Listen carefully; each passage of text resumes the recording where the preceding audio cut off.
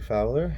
I'm an independent researcher from the US, and I'll be speaking on the US embargo against Cuba and Cuban revolutionary surrealism, what Cuban surrealists might reasonably say of the embargo and its negative impact on Cuban education and economy today. So let me share my presentation.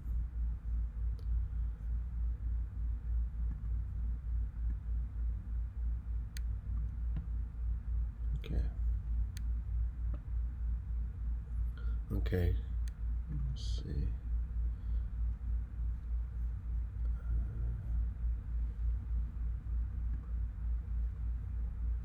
Where is...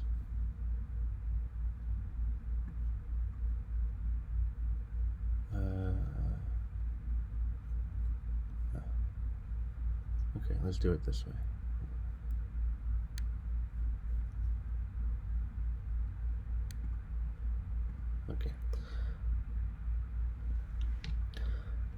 Okay, so hello and welcome to my presentation. I'm Jesse, and this presentation discusses the relationship between the U.S. embargo against Cuba and Cuban surrealism. In the Cuban revolutionary space introduced shortly, Cuban surrealists might reasonably observe and identify the embargo as neo-colonial behavior via economic colonialism on the part of the U.S. government.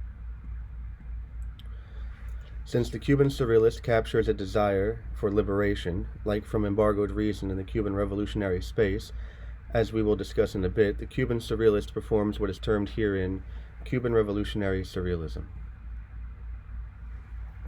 As we will discuss, the U.S. government's neocolonial behavior has impacted education in Cuba with an inequitable decrease in limited resource availability for economic growth and opportunity possible on the island. Without more equitable economic growth and opportunity possible, economic stagnation is inappropriately encouraged with negative economic development. This economic logic suggests that the embargo is economic colonialism. As such, the Cuban surrealist is considered for what he might reasonably say of not only the embargo, but especially its negative impact on Cuban education and economy today.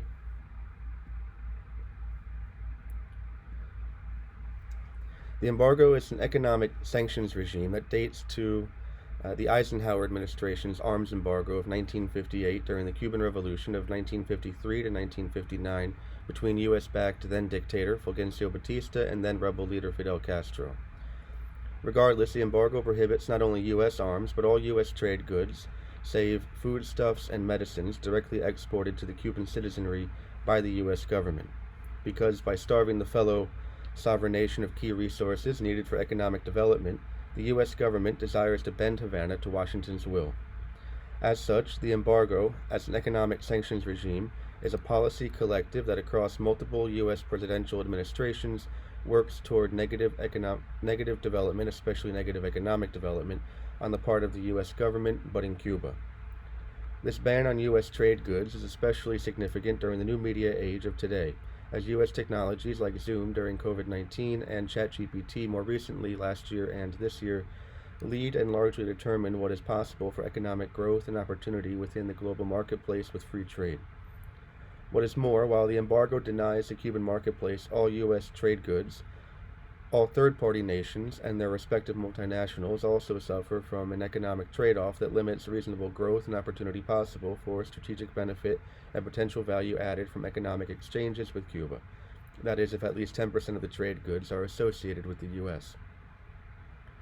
As a result of one, being denied U.S. trade goods, and two, such extraterritorial effects, Cuba is denied reasonable economic growth and opportunity with not only U.S. goods available elsewhere in the global marketplace, but also non-U.S. goods that often contain U.S. goods because the U.S. is the leader of the free world and free trade.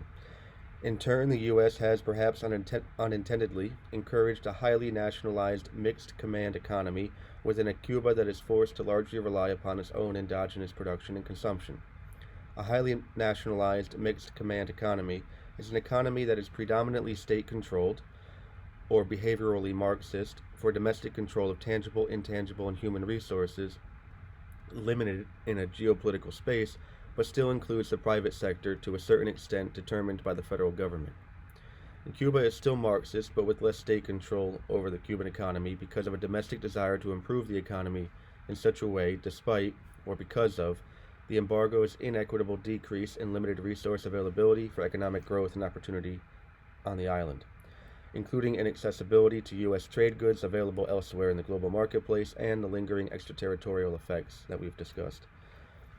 Along with such Marxist behavior, a Cuban national mood has emerged for resistance to or liberation from U.S. behavior and embargoed reason. This Cuban national mood emerged during the Cuban Revolution, but continues today because of the embargo's inequitable and ongoing decrease in limited resource availability for economic growth and opportunity possible on the island. As a result, the Cuban national mood, with roots to the Cuban Revolution, occurs within what is termed herein the Cuban revolutionary space. The Cuban revolutionary space is a space that began with the revolutionary struggle or lucha in Cuba against U.S.-backed Batista and U.S. internal intervention, but continues today with the Cuban people's lucha against the embargo that seeks to bend revolutionary and Marxist Havana to Washington's will. The Cuban revolutionary space is the social reality of the Cuban world today, which is a reality appropriately captured by Cuban Surrealists, including the three that we'll discuss today, who experienced Batista's dictatorial rule, U.S. internal intervention, and the embargo in the 20th century.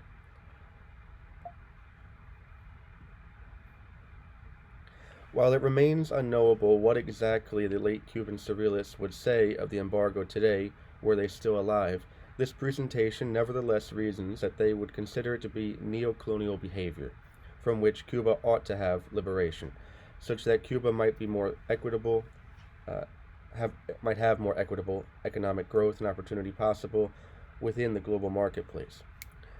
The late Cuban Surrealists considered are painter Wilfredo Lam, painter Eduardo Avella, and sculptor Agustin Cardenas, all of whom lived within the Cuban revolutionary space that began with the Cuban Revolution and continues up to today.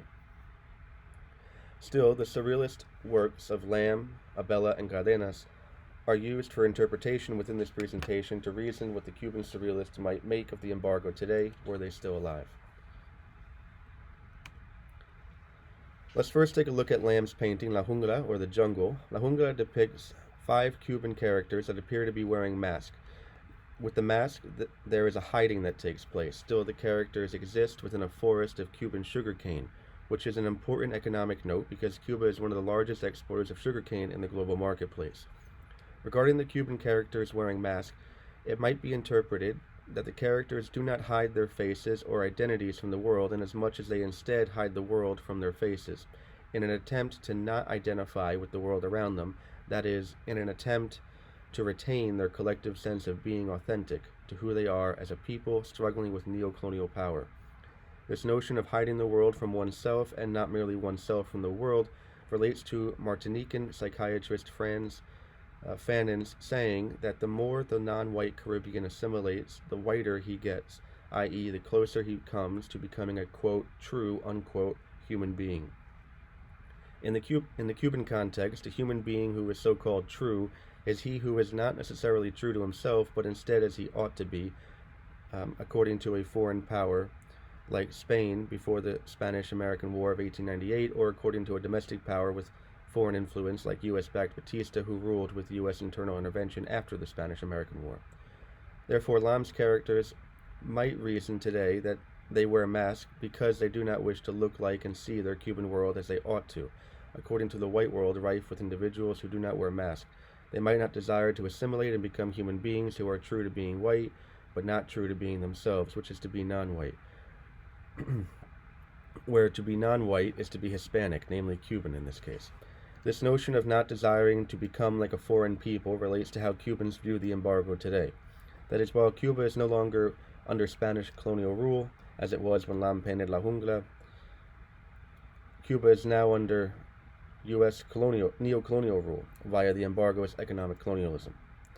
That is, while Lam's characters, when painted, might have desired to neither assimilate nor become human beings who are true to being Spanish white, had Lam painted La Jungla today, the same characters might now desire to neither assimilate nor become human beings who are true to being U.S. white, i.e. bent to Washington's will. Lamb's characters today might claim that they do not desire to live within embargoed reason, but still, despite or because of the embargo, protect their domestic economic product, namely sugarcane, consumed in both the Cuban and global marketplaces. The idea of protection and perhaps also economic protectionism comes especially from the characters standing in intimidating positions with, for example, arms outstretched to make the characters appear larger and more menacing in the face of a possible threat like the U.S. government, as well as, for another example, possible weapons held for defense from the possible threat, such as scissors. Let's now take a look at Abella's painting, Mujer, or Woman. Abella's Mujer depicts a Cuban woman sitting in a chair, perhaps made from the forest of Cuban sugarcane in Lamb's La Jungla. What's more, the Cuban woman sits in front of trees as upon a throne, suggesting a similar desire to protect the Cuban economy from a foreign power or a domestic power with foreign influence, similar to the masked characters in Lamb's La Jungla. However, unlike the characters in Lamb's La Jungla, the Cuban woman in Abella's Mujer does not wear a mask. Instead, she sits comfortably in her chair as she observes the Cuban world around her, to which she reasonably wants to assimilate. Still, the Cuban world around her is primarily produce, which is reasonably important for economic strength in the Cuban marketplace, similar to the sugarcane behind both Abella's Cuban woman and Lamb's Cuban characters.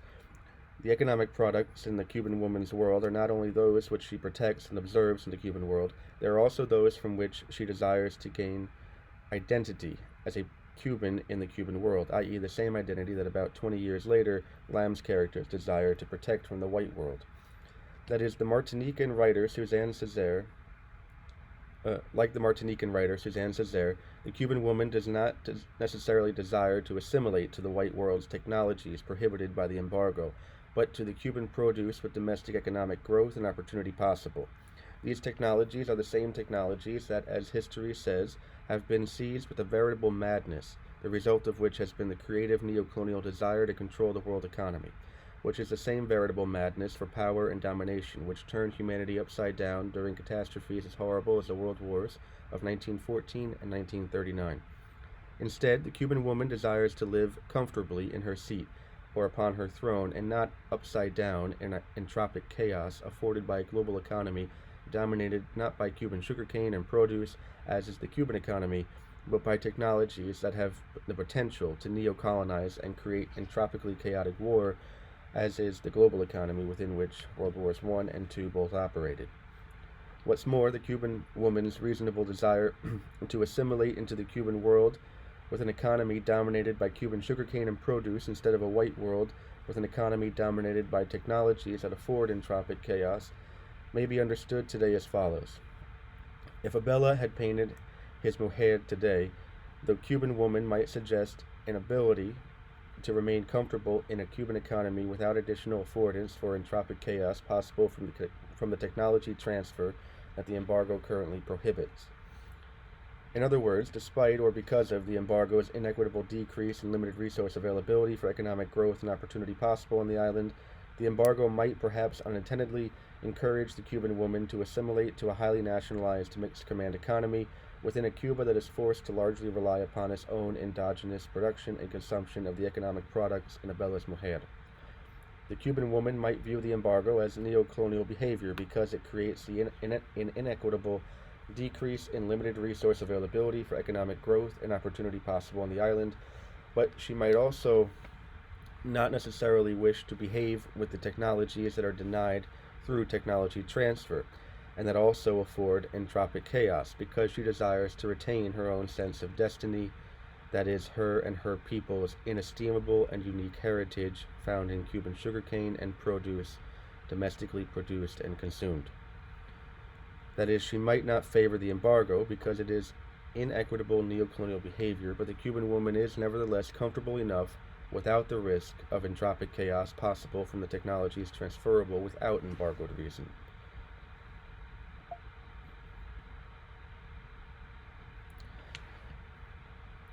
Third, let's take a look at Cardenas' sculpture Le Repos du Petit Oiseau, or The Rest of the Little Bird, which is made out of pink marble. And Cardenas' sculpture depicts an abstract shape that, in appearing to seek liberation from itself, juxtaposes its top half from its bottom half like a joint dislocated but not yet amputated.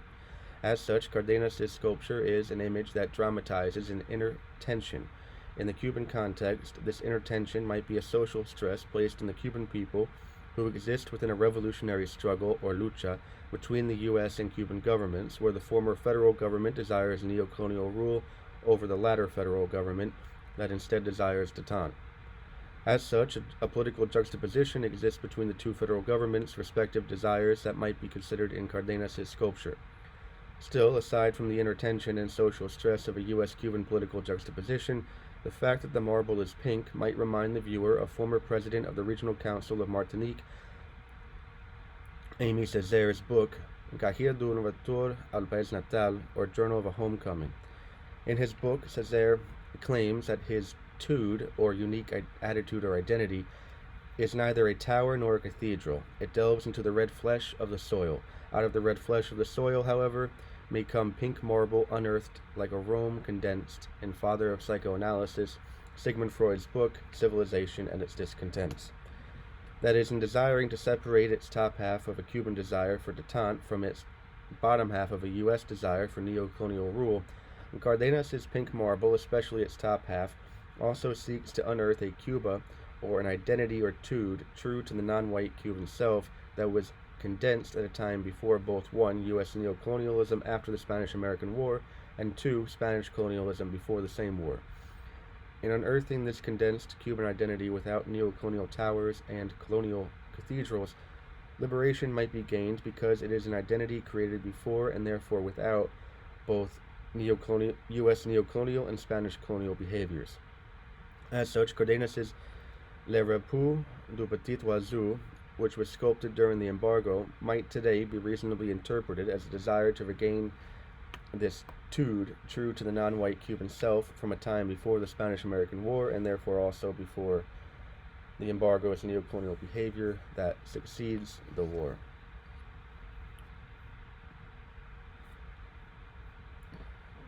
Next, we will use the same surrealist works to reason what they might say of not only the embargo, but especially its negative impact on Cuban education and economy today. However, before diving back into the same surrealist works, let us first go over in very brief the embargo's negative impact on Cuban education and in turn economy today. Without my digressing too deeply into my quantitative and qualitative analyses of Cuban education in the Cuban revolutionary space, important to know is that Cuban revolutionary education significantly improved after Castro defeated Batista. Castro created considerable success for education in Cuba, despite or because of the embargo. That is, despite 1. Being denied U.S. trade goods, and 2. The extraterritorial effects aforementioned. However, if Cuba could experience more equitable economic growth and opportunity possible within the global marketplace because of liberation or détente gained without the embargo's neocolonial behavior, then education in Cuba might be reasonably even more successful because Cuban schools would be able to perform like other schools elsewhere that benefit from the nation's respective participations in the global marketplace with U.S. technologies like Zoom and ChatGPT available to be leveraged for educational and in turn economic purposes. With greater ability to utilize such technologies, the Cuban schools would be better able to teach Cuban students how to utilize the technologies for economic growth and opportunity that might benefit Cuba's emerging economy at large and over the long run, beginning at the local level. However, as previously discussed, by starving the fellow sovereign nation of key resources needed for the economic development, the U.S. government's neocolonial behavior inequitably decreases the total number of resources available for economic growth and opportunity possible on the island. During the new media age of today, this inequitableness is especially important because it unduly burdens the Cuban marketplace, which includes Cuban schools without access to technologies transferable, as the technologies transferred in the global marketplace are trade goods often associated with the U.S. because the U.S. is the leader of the free world and free trade. Considering again Lamb's La Jungla, assumed as a possible interpretation for the surrealist work were it painted today and given the aforementioned information on Cuban education and economy today. Perhaps most observable in Lamb's painting is the attention paid to the domestically produced and consumed sugarcane, without which the Cuban economy would surely become burdened even more by the global marketplace's dynamism in today's new media age. However, with attention paid to the natural, attention is not paid elsewhere, namely to the industrial or technological. For example, the only technology given significant prominence is the pair of scissors held by one of Lamb's masked characters. In Lamb's painting, there are no observable U.S. technologies that lead and determine what is possible for economic growth and opportunity within the global marketplace of free trade, such as ChatGPT, were Lamb's painting created today. The absence of the technological might suggest an awareness of the negative impact or negative development encouraged by Cuba's inability to receive much of the technologies transferable in the global marketplace, i.e., the same technologies that are mostly associated with the U.S. and that could otherwise be utilized for Cuban economic growth and opportunity at the country level, beginning with Cuban education, with and about the utilizable technology in the Cuban classroom.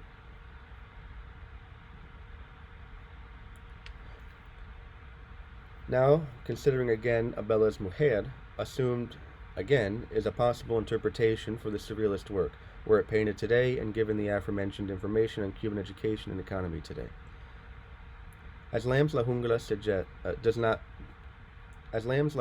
not pay much attention to the technological, so does Abella's Mujer. In fact, it might be argued that Abella's Mujer pays even less attention to the technological than does Lamb's La Jungla. The reason for this argument is that while Lamb's La Jungla includes a pair of scissors, the technology included in Abella's Mujer is less advanced, which is shocking because a pair of scissors is already not very advanced technology. The less advanced technology included in Abella's Mujer is a wooden wheel, perhaps made from the forest of Cuban sugarcane in Lamb's La Jungla, similar to the Cuban woman's chair previously discussed. This realization that Abella's Cuban woman is surrounded by less advanced technology than Lamb's Cuban characters agrees with the aforementioned notion that the Cuban woman is comfortable enough without technologies transferable, that is, without the risk of entropic chaos from the technologies transferable without embargoed reason.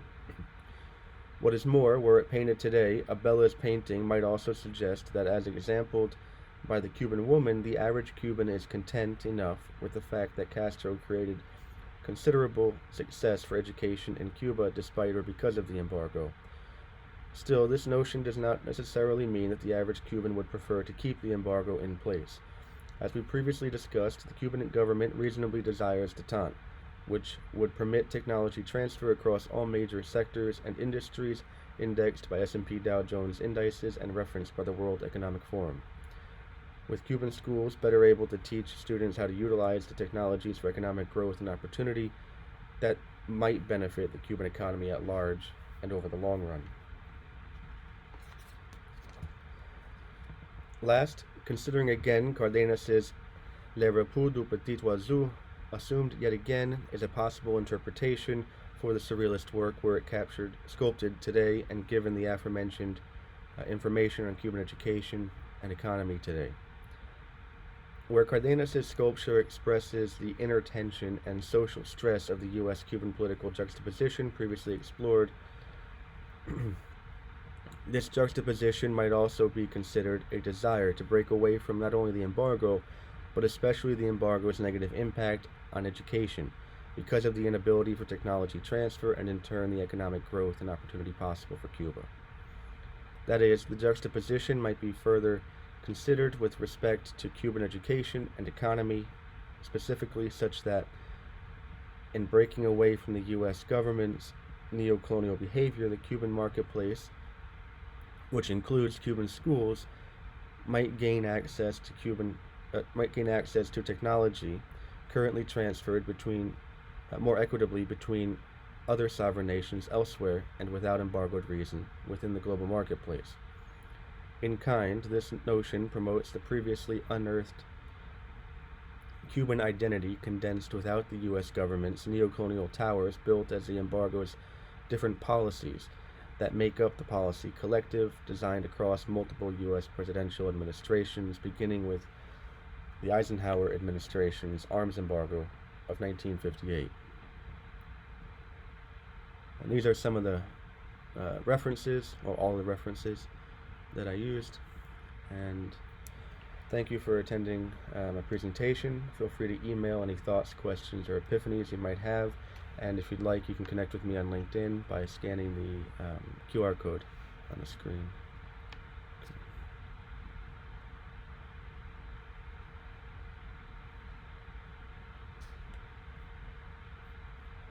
Okay, so looks like we have a question.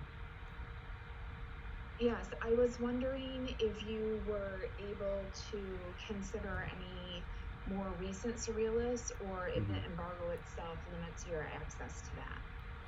Right. So surrealism was predominantly done during the 20th century, um, at least in Cuba.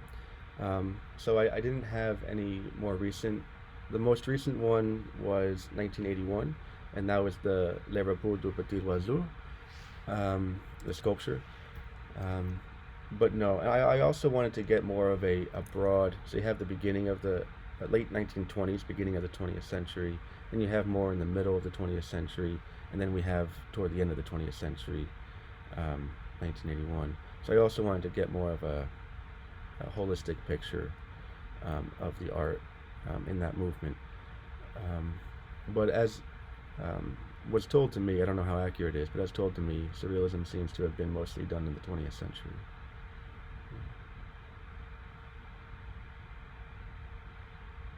Any other questions or comments? I'd like to make a comment. It was very interesting, and I do Wilfredo Lamb's Nahongla. I think that's how you pronounce it. I'm not sure if I'm saying it right. But the idea, I was trying to think about 21st century extension of the thought of how a controlling U.S. economy tends to, impact other economies in a negative way. And I was just wondering about the conflicts today that we are seeing between U.S. and China, and if that has an impact on how, the economy in Cuba is being, in some ways, dragged down or influenced by American embargo, extended into, different forms of restrictions. Yeah, interesting question. I like it. So, regarding whether or not the U.S. has, you want to know if the U.S. has a negative impact on China's ability, or a negative impact on Cuba's economy through China. Okay. So, China actually has a lot of economic influence in Cuba. So a lot of the technologies that are U.S. technologies, such as smartphones, for example, like the iPhone, they are banned in Cuba because of the embargo. But China operates in Cuba to create Chinese or Cuban versions with Chinese technology of that U.S. technology. So that's one way in which the Cuban economy has been able to survive without U.S. help. But lifting the embargo, I think the literatures and the data especially are very clear that that would be the best way to improve the economy, not just for Cuba, for the U.S., for China, but for the entire world. So I'll give you an example of some of the numbers. I believe it's somewhere around 70 to 74% of the import-export ratio for U.S. to Cuba before the embargo. And so Cuba and the U.S. lost all of that trade, and that has had a severe impact on just those two economies. With the ability to grow those two economies, they can then be able to perform more in the global economy because there's more affordance for that. And Cuba is a very powerful country within its own sphere of influence, and in Latin America as well, just like the U.S. is a powerful country, though the U.S. is much more powerful. Does that answer your question at all? Yeah, it does. I'm just thinking that technology in some ways is actually not so liberating for many countries because of U.S.